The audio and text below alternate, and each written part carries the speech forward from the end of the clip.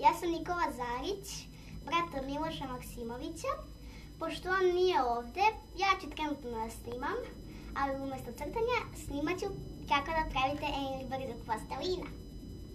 Danas ćemo da pravimo bumeranga. Jako je ovo moj prvi video, ali znam kako da pravimo od plastelina. Znači za to će vam trebati ovoliko zelene boje, ovoliko crne, malo žute, malo naranđaste i malo bele. Za prvo od zelene boje koje ste uzeli treba da napravite loptu.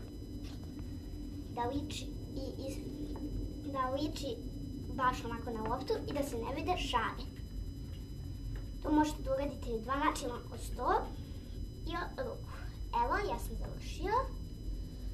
Možete da uzmete malo žute i da napravite malu loptu od malu, ovako, ovo malo žute, da je pljesnete i da je stavite ovdje ovako. Uzet ćete naranđastu, napravit ćete to ovako dukuljasto i uzet ćete da izgleda, presavite ga ovako i stavite ga na tačkicu, ali da se tačkica vidi. Uzet ćete malo crne, odvojit ćete i rastegnut ćete. Uzet ćete da uzmete ovako i da stavite na film. Vidite? A tako uradite i sa druge strane.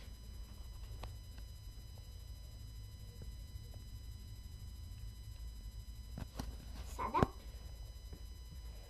od bele koje ste pripremili uzmete, prepolovite na dva dela i napravite kružić. Kružić uzmete i stavite ne jedan pored drugog ovdje, nego sa strane. Ovdje, jedan ovdje. Od ostataka ovih linija napravit ćete obrve.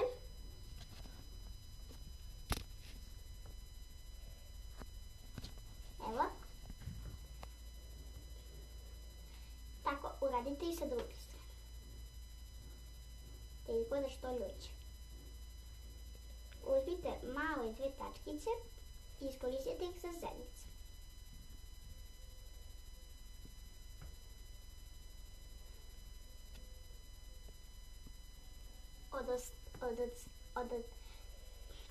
Od ostale bele boje stavite ovako dole.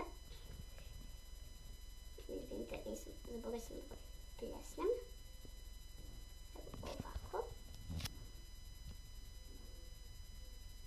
Uradite kao mali stomačići.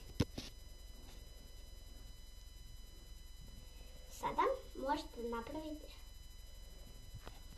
gore. Samo uzmete ovako, napravite ovako duguljast i zalepite mu ovdje. Od prilike, sad je on gotov.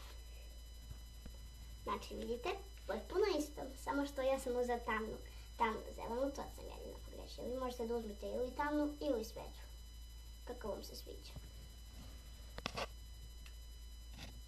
Tako da, jedva čekam da se Maksimović Miloš vrati u naše videoe, a i vidimo se sljedeći put u pravljenju